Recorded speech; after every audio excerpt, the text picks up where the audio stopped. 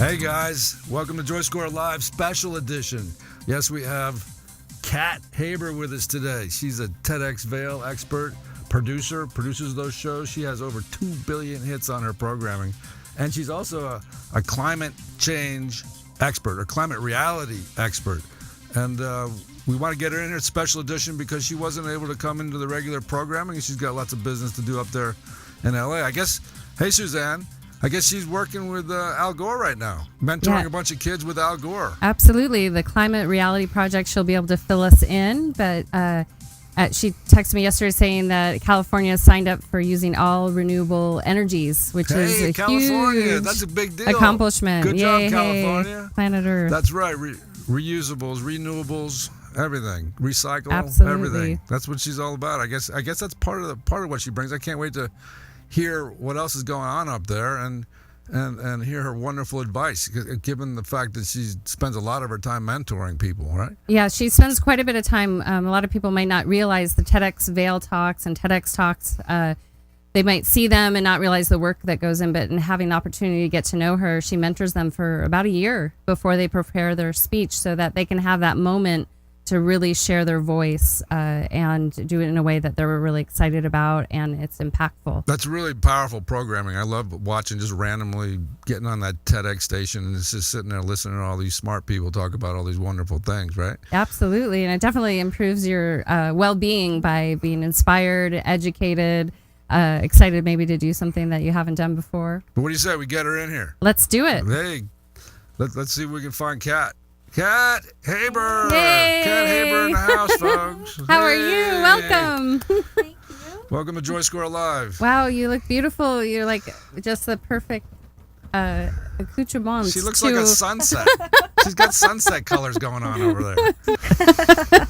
So tell us a little bit about that. That's kind of interesting. 1 hour, what'd you say? 1 hour of... Just 1 hour capturing the sun's light, that energy, for 1 hour could power the entire planet's energy needs for an entire year. Wow. That's incredible. Those little photon packets are pretty powerful, then, huh? They get a lot of power. And who's punch. spearheading that technology? I mean, I know we have a lot of solar power batteries and generating on campuses now with, covered garages, but who's the spearheader of that? Right here in California, you happen to be the leaders of renewable energy. In fact, just yesterday, you passed SB 100, which means that 100% of your energy will be sourced from renewables. That's awesome. Wow. By 2030. California's good. We got rid of the straws, the balloons, and now this other stuff. You're good. We're kicking butt.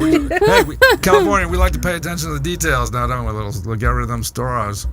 But listen, our listeners have the privilege of having you here, and you have all of this wonderful knowledge, and you mentor so many people. Yeah. And it'd be fun if you could kind of take in your audience and give us some advice. What do you find to be the central issue generally that we suffer with as human beings relative to your exploration of people? Oh boy, I don't know if like if I'm mentoring, let's say this. Yeah. Like if I'm mentored, if I need mentoring, what is it that I need? Well, if you're in a relationship with a mentoring relationship with me, it means that you have a spark of something that you care passionately about, and I see that light flicker, and I can grab onto it and just blow a little and allow that fire to maybe catch some tinder in your community. Nice. So that the fire that you have in your heart really Suzanne catches on.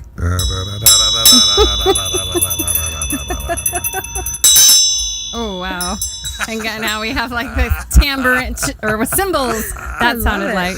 When somebody nails something, those little Buddha bells come out. You know what I mean? It's like, because that's exactly where we want to go. You're looking for the spark. So how did you come upon the spark that you're talking about? When did you notice in yourself, or is it just something you see in other people, or? I don't know that I really ever noticed it in myself. I just always was willing to take action on the things that I was passionate about. and the people who give TEDx talks, the emergent women leaders from developing nations, the young college students from UCLA, UCSB, Riverside that I'm working with this weekend at the Climate Reality Leadership Project. The Climate Reality Leadership Project. All right, gotcha. Vice President Al Gore's initiative to awaken the world to taking action on the climate crisis. So how do you go? So how do you go into that? So you got a bunch of people. Yeah. You got a bunch of, I guess, ladies or guys and ladies and 2,200 people from around the world, 40 different countries. Well, that's extraordinary. So what does that syllabus look like? I mean, what does that thing look powerful, really 240 powerful. countries. Wow, you almost have them all. Give us a little insight into what that syllabus looks like and what you're going to pass on to these people. So the first day, 120 mentors just went over the agenda because it's so packed. It's 3 days, Tuesday, Wednesday, Thursday. It's listening to Al Gore give his 2-hour presentation. He's collected over the past 15 or 20 years over 2,500 slides. He gave us how to look at the current crisis for climate, everything from fires that are happening here to floods that are going on right now all over the world. So it's up to date.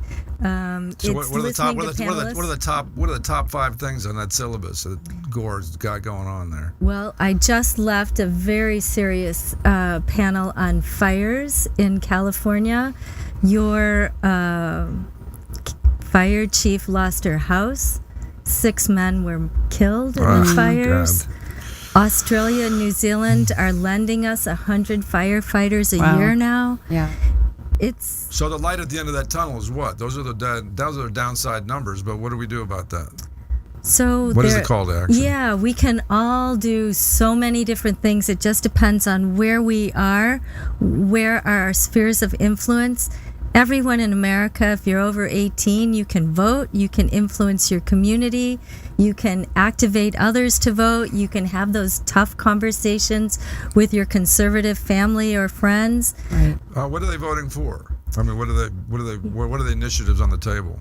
Well, be informed, first of all. Educate yourself and recognize that this is an existential threat. Right. This is not sometime in the future. This is right now.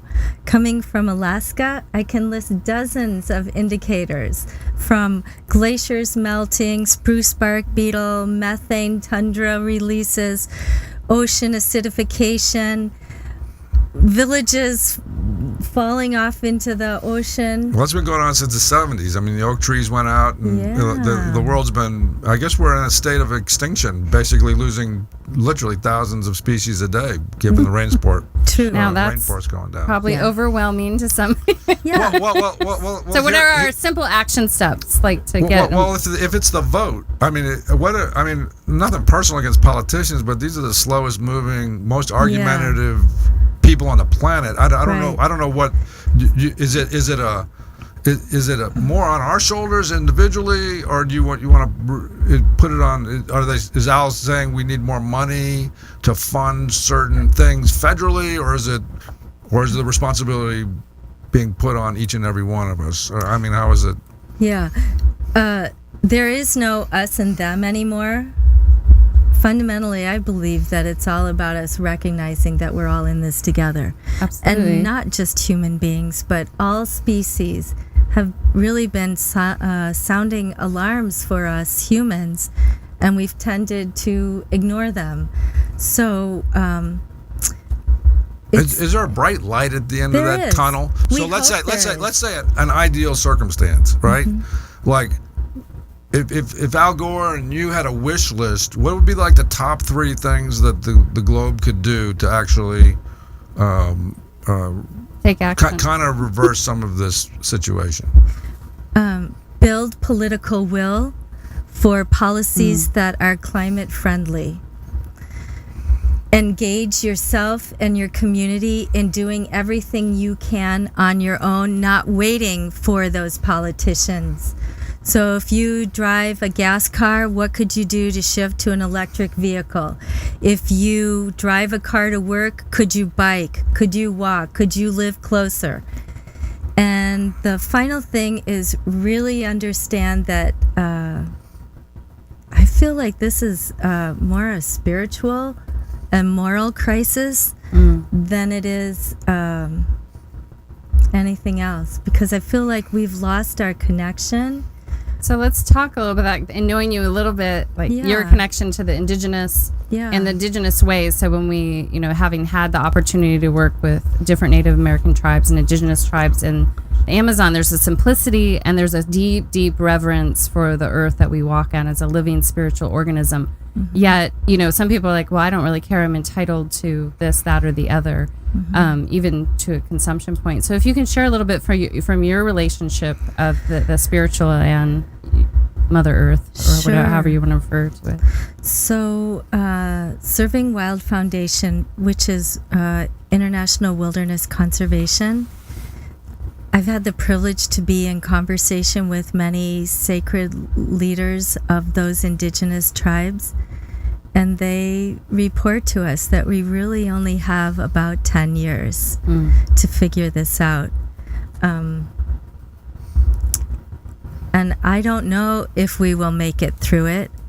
I just know that I'm doing everything I can with as many people as I can, as quickly as I can. So what is it? So if you got 10 years before the climate shifts into a whole nother pattern, right? Yeah. So the silver lining is what?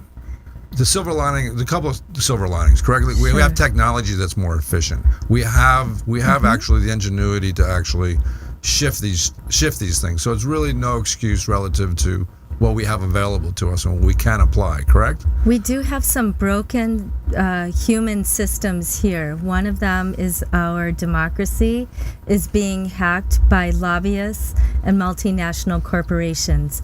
So many of the things that we voters think we are being represented are not actually being taken action on. These state and federal level as well? Yeah. Yeah, well, these things actually happen on a very local level. Yeah. Don't they? Like communities deciding It's within not working. Yeah. Hey, Bobby, we got a sound issue. Can you hear us without him on? I can hear you without it. Okay, perfect. Oh, good. That's works. That might be more comfortable. So it seems like it would come down to a lot of what you were just sort of.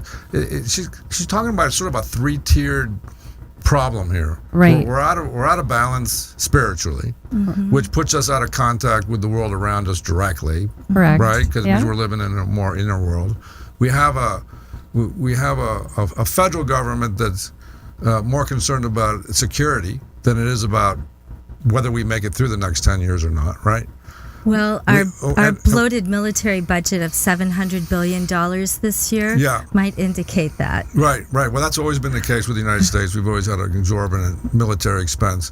And then we have what's interesting is happening is it seems like states are taking more initiatives, as they should be all along anyway. Bingo! That's it. There's no reason for the states to really be being prostitutes to the federal government. Yeah, right? And our cities are as well. Mayor Garcetti just spoke to us about all the incredible initiatives that are happening here in LA. But it kind of does feel like it's shifting. It kind of does feel like the states are not going, oh, give me. No, you know what? F you. We have to take initiative because these are our values, right? Right. Yeah. And that's trickling down into the local levels, is it not? It is. I kind of feel it. I'm glad to hear you say that because I have been sensing that too. Yeah, I mean, there's like city repair projects in Venice Beach where people come from all over. A, because they want to connect with people.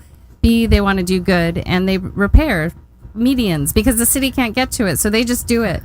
They're circumventing the system. We don't have to wait for the backlog, I do agree. I feel like people are getting, if it's going to change, it's up to me. And if I can't do it myself, who else can I get on my team to help me change this? Yeah, absolutely. It's kind of profound, but the country itself is really mentally ill. Right? Yeah, it is. So, but because of that, there seems to be more seeking than normal. Like people don't want to remain in this condition of distraction. So that that study brings us back into the present moment. It brings us back into connection with the earth. There you go. There's your earphones. Exactly. Oh, thank you. Okay. Or I don't even need to use them. I'm good with them. Yeah, no. I'm Thank fine. you, Bobby. Okay. Thank you very much. Yeah. So it seems like that pursuit of our own health is inevitably bringing us back around to the health of the earth. Because when we stop and we open our eyes, when we're better, right? It's meta. Nothing is separate, in my view. Right. Nothing is separate from another. We're all fractal expressions of something grander. So the more aligned we can be in our interior, as above, so below. Yeah. So as we can align that here, we see those things start to fall into place. So when we see a political system that is broken, corrupted, angry, divisive, out of balance. what is that Certainly out of part balance. within us in our own life? Where do we need to make those shifts? And then where can we be kinder, gentler, more connected? Well, it might not come down to kinder, gentler. It might be actually more assertive and more initiative, which is not kinder and gentler. It's actually taking an urgent initiative that is based on reason. What if it could Object be critical both? thinking. Well, it has to be both because people are not snowflakes. We're actually a little bit more coarse than that. And to send people into motion sometimes take a little kick in the butt. Well, right? and I have been with people in cultures that are incredibly tender, and that kind of assertive aggressiveness actually produces the opposite results. So we're talking about Americans. We're not talking about native people connected to the earth. You're talking about people that are disconnected from that sensitivity, right? So you're talking, if we're thick-headed and lost in our own initiatives, and we're not able to pay attention to what's going on around us, it takes a real leader, and it takes a firm hand, I think. Well, so if you share, and I can share my own reflections, but if some of the leaders, you typically are male. You know, in indigenous tribe, I like to clarify that there are male and female roles, and they're respected, and you don't say, oh, I have to do that role. You know that to be in harmony with the earth system, that these roles are very important. Down to in Peru, they'll plant the maca seed that's really popular. Male and female have to plant that because it's a balancing between the yin and the yang energy. So they take that very seriously. And other people will be like, who cares? Just throw the seeds in. I'm a woman. I can just do it without the man. So if you can share a little bit about the leaders and how still they are, because you're talking about take action and focus. I'm talking about Americans, not indigenous people attached to the earth that are sensitive to the ebbing and flowing lunar cycles and the changing of the seasons that actually honor solstice. I'm not talking about those people. I'm talking about a person that doesn't even know winter is here because they got to go to work. Yes, but there's something really profound. No, they don't know it's winter in New York. Because they haven't taken the time to pay attention. But there's something really profound because these men, the men in particular, are so still. They're very joyous. And they know, they're like, you don't cross them. Like, they don't have to speak. And if you ask a dumb question, they won't even talk to you. Like, they're just like, okay, you figure it out. Yeah.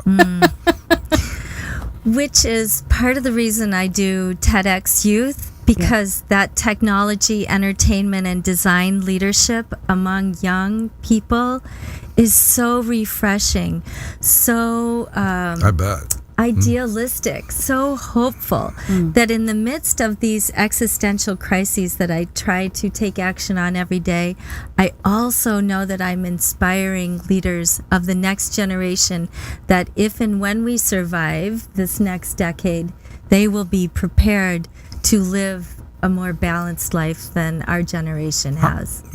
That's so beautiful. But listen, you know, the Americans overall, I have faith in them. I have faith that when the shit hits the fan, people will rise up and do the right things and put that stuff aside. We've always been considered a sleeping giant in a lot of respects. But we're putting out 15% of the world's emissions. Yes. Right. So you got 85% to deal with. So what are we doing about that? So in 2015, I was at the Paris Climate Accord. Yay, we got the whole world to agree on the same agreement. Yay! Fantastic. That's fucking. That's a I think we need miracle right there. a That's cowbell, but Damn ding, ding, ding, ding. And I know some may be very disappointed that President Trump, one of the first things that he did was to pull us out of that accord. The good news is that doesn't actually take effect until after the 2020 election, which is another reason you should vote, get everyone you know to vote, go out and help others get people to vote, be educated. Voting matters. Yeah. Absolutely. But I'm still a little concerned about what you expect a bunch of federal politicians to do. I'm still not clear on how they're going to help it out. Well, what's to keep individual alliances from making deals with other countries on their own? You have billionaires. You have high tech. You have tech companies that actually run the world. Right. It's true. Multinationals have an outsized influence on decisions that are being made. It's their lobbyists that are being paid, and it's their lobbyists who are actually renting committee assignments for Congress people. Yeah. It's those lobbyists who are writing the laws while the congressman goes to the fundraiser that night because he's so busy he can't write the laws or be informed. Well, that was a problem with the Paris Accord before, is that you had the criminals in there setting the policy and showing up and giving money. Vice President Gore was very instrumental in shifting that. Good. He actually brought India to the table. That was a big shift. We got it signed. We're supposedly pulling out now, but if we don't re-elect President Trump, if we put someone else in the presidency, there is a chance that we can stay in that Paris Accord. But I was part of a global summit for local leaders. There were 750 people there. Right. 1/3 of them were mayors from Chinese cities. That entire afternoon, they reviewed their 5-year plan. That was in 2015. 1/3 of that whole 750 people was already working on their 5-year plan. Yeah, and I think that's the key. If we have competition, like here in Long Beach, they're committed to making the two of the largest ports in the world green. They are. And so that's a huge initiative. Plus, the city's committed to bringing in ways so it's like... But that's not a federal project. That's a state project, right? Right. That's a city project. City project. So power is coming now up from the bottom, but it's not sufficient and it's not scaled fast enough to make the big changes that need to occur in 10 years. So we do need to put different people in places of policy, and we need to do everything we can. Can I be a devil advocate here? Rather, because right now politics is super divisive, and people don't necessarily get educated about a lot of stuff. It's hard for even the politicians to get educated. Is there a way that we can start coming to the table and have good, artful conversations and education where that we can educate people and say, hey, this is how it could be a win-win? Like, even if we look at something like a Monsanto that has genetically modified seeds and Roundup or whatever, they can actually be the change agent on the planet. Right. They have the infrastructure to do remediation and do non-GMO seeds. So we don't have to throw the baby out with the bathwater. Or why not approach these people and say, let's work together? Working together, collaborating, finding your allies, building bridges, all of these things are really important. And going along with the current myth of the other doesn't really serve us. It doesn't help Earth for us to make conservatives the enemy. That doesn't change. Yeah, well, that's what I'm saying. Anything. If you're gonna hang your hat on hoping that the federal government actually all of a sudden, maybe they fall off. Maybe if they all get in a big boat accident and then they can all be replaced. Well, but that doesn't. Then and you got some of these younger, brighter, more in touch minds come in. Then maybe you got a shot in hell. So I think you can have faith in this grassroots movement coming up from the bottom, influencing the states, and the states taking responsibility for their own natural resources. Like California has always had the toughest emissions, right? They can take initiative. On my way here today, I asked the car to pull over because I took a picture of a cemetery, a dead tree, and an oil well, all in the same photograph. And that's what's happening all across the earth. We're getting signals from life forms telling us we're headed for the cemetery. Right. Stop drilling for oil. This is insanity, Yeah. and we have to stop. So listen, you are clearly the world's child here. You're the world's mother. You're looking out for us. Where did that come from in you? Where is that parenting? Is that a part of where was the light that went off? Where was the urgency that lit this fire in your belly to get moving? I don't know. I was picking rocks out of my grandfather's garden. I had a pet squirrel in an old oak tree that was cut down, and I cried as a little girl. I don't think for me, it wasn't one thing. It was just a whole pathway of profound sadnesses for how we were really abusing Earth. And I felt attacked every time a tree was cut down. Walking across the country in 2014 from LA, Did you Wilmington. walk across? Yes. She walked across the country. Forrest Gump here in I the love house. it. In the Great March for Climate Action. Wow. What you don't know about Where this, did you start? Right here in Wilmington. Oh, wow. Where all God. of the oil derricks are. And you went Wow. across And- the 30? Where did you go? did your we feet grow? Your feet must have got bigger. We went to DC. Yeah. But that day, California had been in a 3.5-year drought. That day at 4:00 in the morning, we had a blessing ceremony with indigenous people who live here. It rained all day. We were literally walking totes. through the streets in water up to our knees. We got hypothermic. But my. there were 2,000 people who started with us, nurses. Along the way, we saw dozens of men in oil-covered overalls repairing old cars that must be emitting massive amounts of carbon into the air.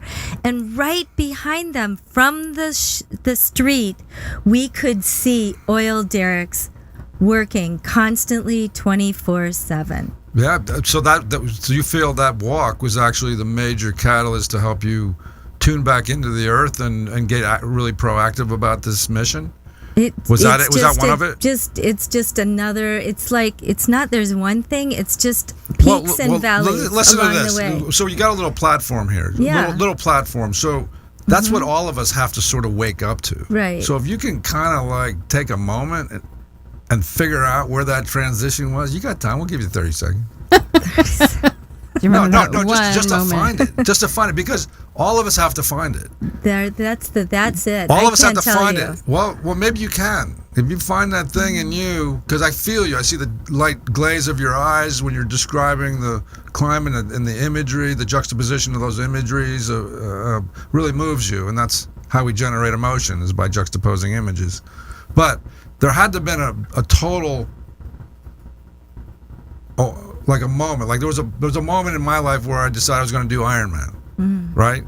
Took me 10 years to figure out how to train properly to get through that race. But there was a moment of conviction, like, you know what, this is something I'm going to explore for myself. So I jumped in for 10 years. Like I knew definitively where that was, watching the TV and watching Dave Scott and Scott Allen race it out in the final half mile of that race. You know what? That so inspired me. Yeah. Maybe it was somebody that inspired you. Is it a hero like that, or other than Al Gore, who's a huge hero? There have been a series of heroes and sheroes, all of whom I'm profoundly grateful. Jane Goodall in 2009 at the 9th World Wilderness Congress, Sylvia Earle at the 8th in Anchorage.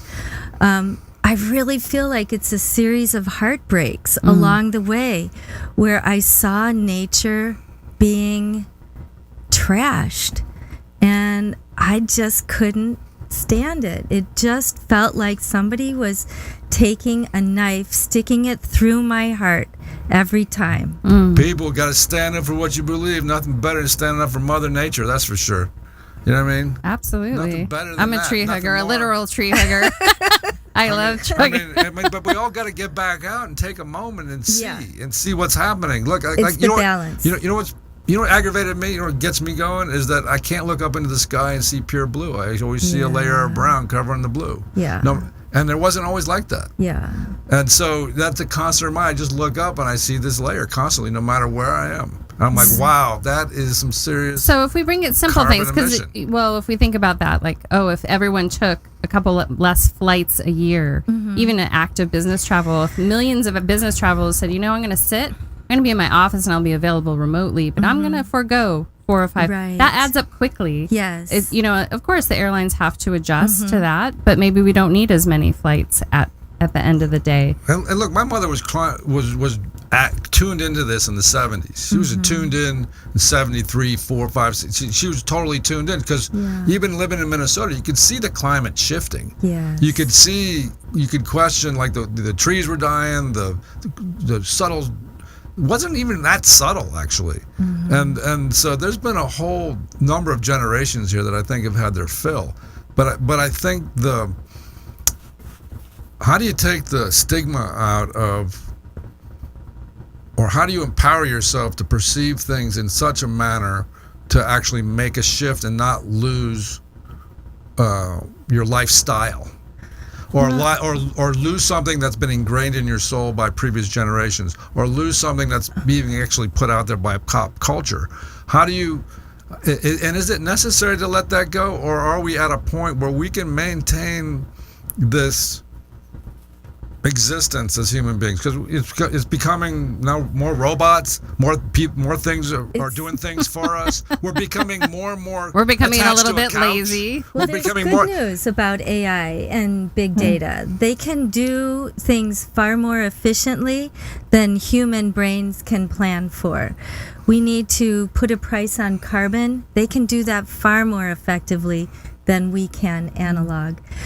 Even digital is going to be replaced by a fourth industrial tech revolution. So there's good news. There's lots of good news. Yeah, we are feels like more it. connected to ourselves and to our communities as a result of the world awakening to climate. So I'll give you a good example. So let me say, I'll admit, I'm a little wrapped up in my own world, right? I'm wrapped up in my projects. Self-centered. I'm wrapped up in my stuff, and quite honestly, I've become detached from the actual cycles of the earth around me. Yeah. I've become detached. Now, I'm very, very much aware because I have been connected. Here's an easy But I thing tell you you can what, do. there are some things. I have a fire under my ass to do certain things. Like I said, I got that thing, and Here's it has something. nothing to do with global Look, warming. you're a mile from the beach, right? Right, less. Be outside when the sun rises and when it sets. Did you hear that, people? All you have to do. You want to Yeah. reconnect? You do that, Get out, and wake that's up, a big deal. Wake Yeah, up early enough absolutely. and get that, take in that sunshine, take in that initial light, and Dawn appreciate and that silence. dusk. And why we're sharing some simple tasks, could you share with the listeners, because they may get a little overwhelmed, and that's I'm overwhelmed. Well, so that's the easy retraction. Like, I remember staying at a big resort with my parents, and I was like, okay, this huge resort in the middle of the desert. We're taking a bath. My kids are taking a bath. I'm like, can we just take the ice bucket and water the desert with it? These kind of seem silly, but my dad, who was a little kind of suspicious of me at time to time, he actually helped me. He's like, you're right. Why not? So why wouldn't the hotel have gray wastewater to irrigate their system versus just not using it? And Arizona actually has a really good reserve system and replenishes their water and doesn't go into drought, unlike our state. So can you share with the listeners some really helpful, simple ways that they could start to give back to our ecosystem? And that feeds the physical, mental, and emotional well-being of all of us. Yeah, I'm pretty sure everyone's heard of the 3 R's: reduce, reuse, recycle, redesign, repurpose. There's a whole host of re's that you don't necessarily have to give up things. You can figure out how to get things as a result of doing that.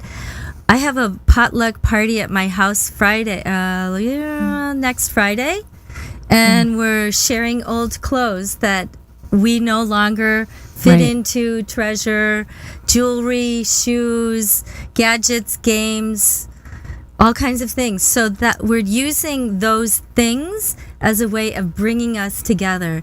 It's really about community now, not separating ourselves from others, but recognizing that we're a part of a larger whole.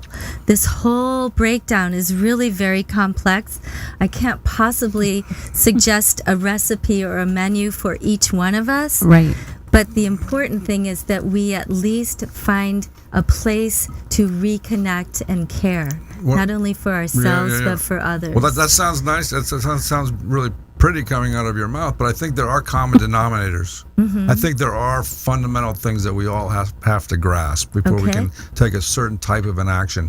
Like we all have our own ways of doing things. Well, not really. We all function on exactly the same principles, fundamentally. We do need air and water. So and because nutrition. Food, water, and shelter are base needs. So you're talking. See what I mean? You're looking at the common denominators, and when those things become threatened, now we can start to agree commonly that those things absolutely have to be in place in order for us to survive. Right. So you have those common denominators are something that I can get in touch with. Yes. That's certainly something all you got to do to get somebody else in touch with is, hey, you're not drinking any water for 3 days. Yes. And then find some clean water, or go out and challenge yourself to actually find clean water and survive for just 3 days, maybe. Here's the shocking thing: uber wealthy people are going to die just as much as the poor when the climate crashes. Right. Well, there is no safe place. But we know 7 billion people will be dead in 100 years, right? We know that. Oh, I don't know that. How could you know that? Well, because all of us that are here now will be dead in 100 years. So about 7 billion. You mean one life cycle. Oh, I see what you're saying. Maybe not simultaneously. We all got to go. But it's really the quality of sustaining ourselves here, right? So do we want to do this to our children or our grandchildren? Can we possibly be that selfish? Well, listen, the guilt trip is not going to work either. So no, I'm just saying. Nobody cares about their grandkids. Well, I think I'm just saying. Well, no, there's this dichotomy you're bringing up because it's kind of like, just even like the straw thing, a simple thing like, could we all give up straws and maybe manufacturers come with a new resource, but it ends up being an inconvenience for people, so they're like, can I really? Forget it. I don't need to worry about that straw. The motivating factor for people is not guilt and shame as much as that's thrown around and used to build policy of some sort. That's not what motivates people. You're right. What really motivates people is what makes them feel good. Yes. And that's the essence of a healthy person. Yep. So the direction and the political attack is to guilt, as if Well, it makes me feel good to hug a tree. As if grandma. That might just be good for me in the tree. Well, if that makes you feel good, you see, now there's a reconnection. Yeah. So there is a fundamental health attached to shifting a way in which we perceive this thing. It makes us feel good when we also serve the earth, when we serve each other, when we have food that's not poisoning us, when we have water that's not poisoning us, when we get to see our children be healthy because of the environments that we've allowed them to have. Yes. Right? Right. So how do we all take initiative? Well, the initiative is this. It's interesting because you mentioned the ladies all come together, right? You mentioned you all come. Well, listen, it's not, that's exactly the solution, but with the municipalities. The municipalities, our infrastructure is so whack. We're wasting probably 40 to 60% of the energy that's produced anyways for municipalities and the cities to come together and improve the infrastructure so we don't have to burn the coal to run our generators that create the energy. Things like that. And then you have a broader scope of what are the state's priorities. Now, California is the golden state, the beautiful state. Well, unfortunately, it's losing that reputation due to a number of things. So they should be concerned about, as they are, coming together to keep and to maintain the beauty of this particular state.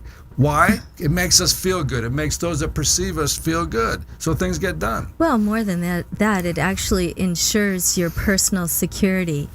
It's not, and that feels good. It's not safe to build your house on a ridge or in a canyon. Those wildfires are gonna. That's why they used to have yurts and tents back in the day.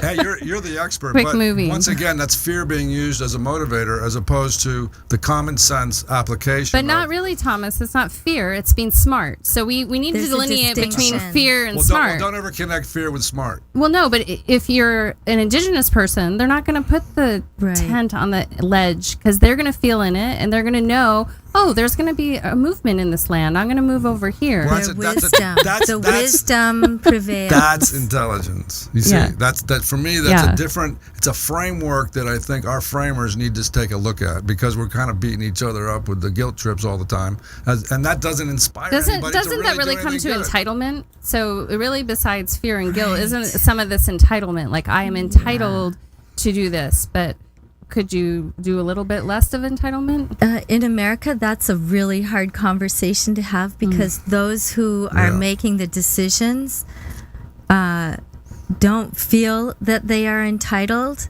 as they are taking the lion's share of the resources. Right. They, instead of holding themselves accountable and responsible for that attitude, they really are making enemies and pointing to a distraction of the other, the poor, who are not able to buy better votes for themselves. Right. So, well, you're talking, we're not a third world country, so people can take initiative here and not be poor if they choose to, right? well, not everyone. Well, then you're dealing with a certain mental illness. In fact, Climate Reality is just making a partnership with the Poor People's Campaign. Because what ends up happening is that those who have the cellular devices, have the cool cars, live in the gated communities, are the consumers of all this fabulous energy. Right. Where does it get generated, processed, distributed, stored? In poor people's communities. In southeast Chicago, I walked next to a BP refinery. The air was so acrid I could barely even breathe. There was coal ash mountains there. You were probably out early in the morning when that was happening, right? Just here on the other side of LA, I walked by another receptacle. There's processing. There's oil derricks. But they get positioned in poor people's neighborhoods. Can't you say that with a re-infrastructuring and an actual realizing of the potential of what we have available to us already, that we wouldn't need a fraction of the energy that we use? Yes, that's the good news. That's such great news. So it's infrastructure. It's a huge infrastructure issue. And a political willingness. Yeah. And the consumer is so interesting enough. You could all turn your lights off at night. We know the country's interested in infrastructure. So that's one of the things that's happening. But that's one of the things that could happen really fast. So imagine this. So I keep thinking to myself, what if I could paint a world that is fossil free, no dependence on that oil, coal, and gas? Fracking is really absurd. Yeah. It's absurd. We're going to poison all the water. Okay, first generation fracking took 75,000 gallons of water. Second generation, 9 million gallons of water.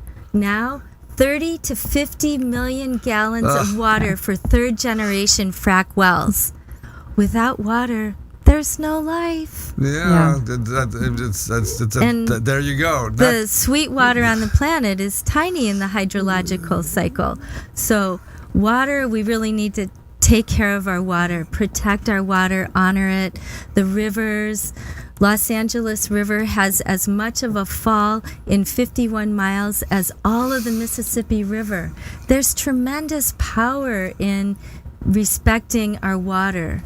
I think it feels like a hub. I think it feels like that we have this hub of getting to realize our potential, at least energetically speaking. You have all these other spokes that can move to the hub. So there seems like it's not just one thing or the other. No. It's you've got all of these wonderful little elements that actually we're capable of doing. Right. So if anything, these political agendas, the only thing they really probably have to offer on the huge scale is infrastructure. And then from there, when that infrastructure becomes more refined, then our state levels can come in, and then our municipalities can cooperate. But as that's set up right now, it's a very tricky situation to shift our electric grids, and the people that own those things, and they're privately owned. So actually, the paperwork that goes in there is just a freaking nightmare. Well, it's easier and easier with technologies. They have machines that take chemical or plastics and turn it back to oil. So in small island nations or third world countries, these little machines, they can convert it themselves and they can make money off of it. So there's no waste. You don't have to have lights at night. Sri Lanka back 8-10 years ago was taking biomass to generate energy, It was just the black market that was controlling the power. But if we really get beyond just having lights on, The damn oil. It's the Industrial Revolution. Fuck everything.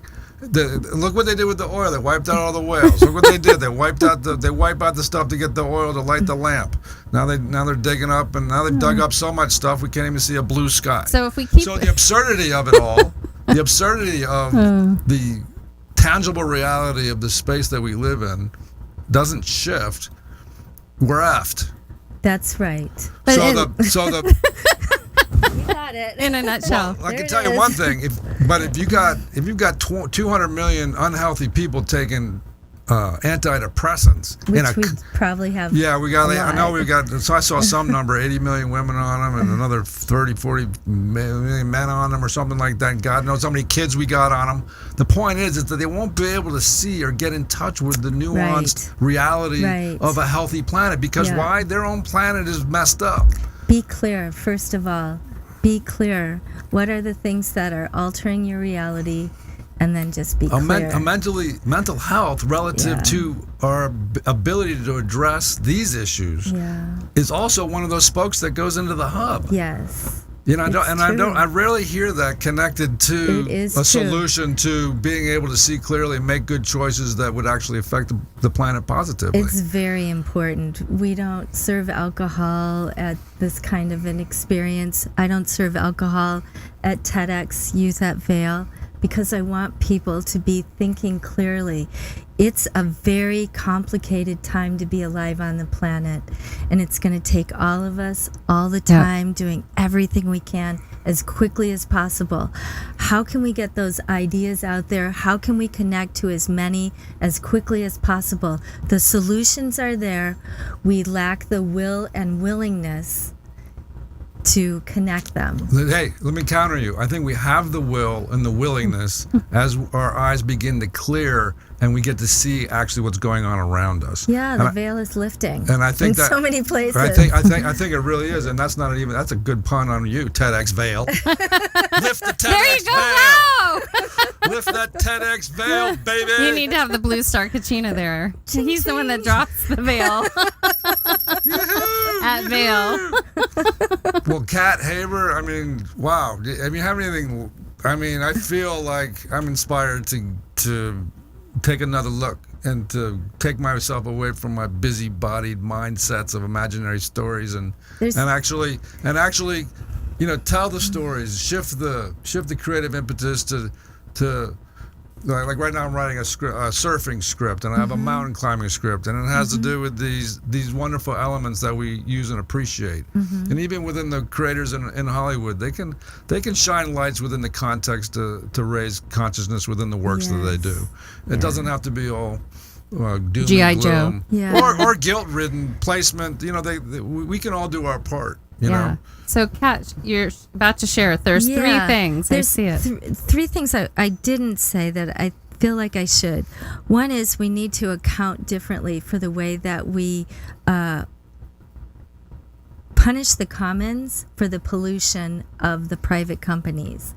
So we need to price in carbon. That's really important. And accurately price it in, because it is priced. Yeah. Accurately price it in. Right. And I think a fee and dividend is the most equitable way to do that. So you put a price on it at the point of extraction, and everywhere along the supply chain that resource is used, then the price of that gets factored in, rather than a cap and trade, which I fear may become gamed. Ah, interesting. The other piece is I was arrested in D.C. at protesting the Federal Energy Regulatory Commission. I promised my husband and son that I would not be arrested. I didn't intend to be arrested. It happened. It broke my heart, and I sobbed literally for 2 hours. And they kept asking me, why are you doing that? And I kept going back to all the parts of life that are at risk, from wells, pipelines, pumping stations, deep water LNG ports, and those communities that had to give up their private rights for the benefit of those private multinational corporations. And they kept first of all, FERC is not a federal energy regulatory commission. It is a group that is funded by oil and gas companies. Of course, you see, you got the criminal and you got the Yes. fox in the hen house right there. Yes. That's usually how it is, though, isn't it? We It always got is. foxes in the hen house. Ton to rustle those bad boys out of there. Yeah.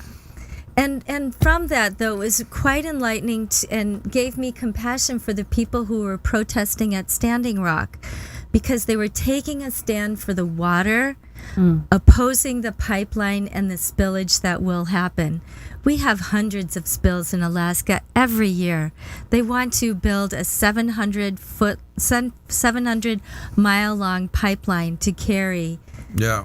fossil fuels. You know, it's funny to. I think to take the demand out of it and the rebuild infrastructure, keep focusing on the renewables, will allow these things to fade away gracefully. These silly ideas. Yeah, I think but And they're old just to- ideas. Though. We're repeating the same darn thing. Well, it's kind of a silly We've been here idea. in Like, the 70s. let We me were drill the here. earth and write a pipeline for miles and miles upon end. That, Right. like, a logical, sane person knows that's a ridiculous idea. So we got like But one, I we got have like all one, we of got my like 1 state minute. is minute. doing it. I have 3 conservative. I have 2 senators and a congressman. Have him call and have a talk with me. When I was a little kid, Oh, I I wrote, would love to. I wrote Bruce Babbitt in 4th grade about his oil crisis and how to handle it. I'll explain to them how silly they are. But you know what? See, as these guys come up, and there seems to be a corporate awareness. A good part of the plans of corporations too is to innately serve the community in some way. They understand that that's part of their responsibility. There's more consciousness that's happening in that direction, Yeah. and as these young guys come up and they see what's needed, they will do it. They are doing it. Yeah, which is why I invest so much life force in inspiring young leaders. Well, you've inspired me. Oh. Yeah. And I so thank you for coming in and sharing your wisdom and allowing us to banter like this. And Suzanne, awesome find. Yeah, thank what a great you. resource for all sorts of things. And if you're ever in the area, and we're gonna do this every Wednesday, I'd love to have you back. and you you got some new light to shed in the situation, Yeah. you come on back here and talk to us, Well, please. here's the way to get through the heartbreaks. It's not so much like the one thing, but it's the getting back up after the heartbreak. I feel like that's the moment of hero-ness. Yeah. And that really comes from loving the people who are standing in the way, who are not yet allies, and being grateful for them to reflect back to me the part of me that has not yet risen to that level. That's so beautiful. Good. Let's send you out.